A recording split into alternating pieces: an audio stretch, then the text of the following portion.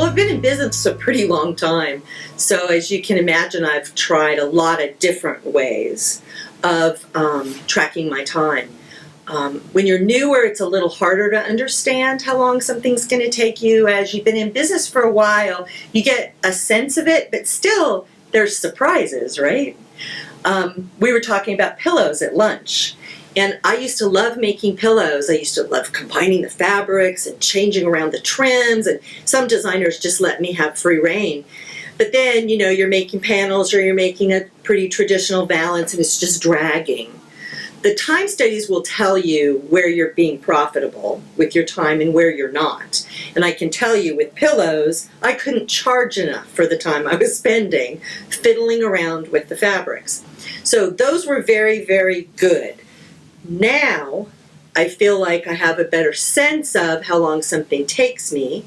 So I can usually tell a designer, I'm going to schedule myself 5 days, for example, to do the project. And I started putting my clients' names or the project names on a calendar. So I actually physically assign a calendar day I'm going to start their project. Now, granted, these are wholesale designers. I mean, I'm a wholesale workroom. They're coming to me with their clients' projects. They love having a target date to shoot for.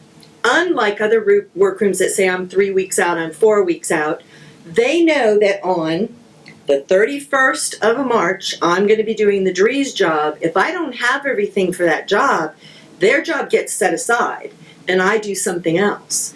The phenomenon was, to me, that a week before the Dries job, if something was missing, that designer would call me and say, oh, I'm missing a trim. Can you still start it? Oh, well, no, you can't start it. I know, Donna, you need everything. So she goes, how much time will this cost me? Will I have to wait a day or will I have to wait a week? So I page through my calendar, and if she had a job on next after Dries, I would say, well, I'll just push your other job up. I'll start on that one because everything's here for it, and then we'll do Dries right after. Or if it was another designer's job, I would just flip-flop them. I would say, okay, I'm going to do this other job, and then I'll do yours right after. And it always made them feel like, oh gosh, I'm not losing my place in line.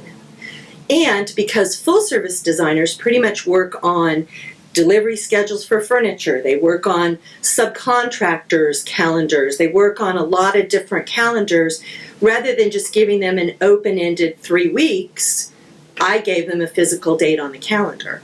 It kept me out of trouble with them because, of course, they go, oh, she's not going to start on it for 3 weeks, so I have 3 weeks to get everything together. Whereas for us, the 3 weeks started when everything arrived. That was always the disconnect. So I love my calendaring. It keeps me very calm. It gives me leverage with the designer if everything isn't here. And it allows me to be a hero and get a job done early if somebody's job has to slide. So my favorite saying is, under promise, over perform. That way, even if the job gets done early and the designer doesn't want it yet, it's still done. It's a wonderful feeling. Ginger is pretty much my only designer. Every once in a while I'll do somebody else's work, but she's got me so spoiled, you know, why would I? Why would I look for anyone else? And I like the fact that I can really keep her happy with this calendaring idea.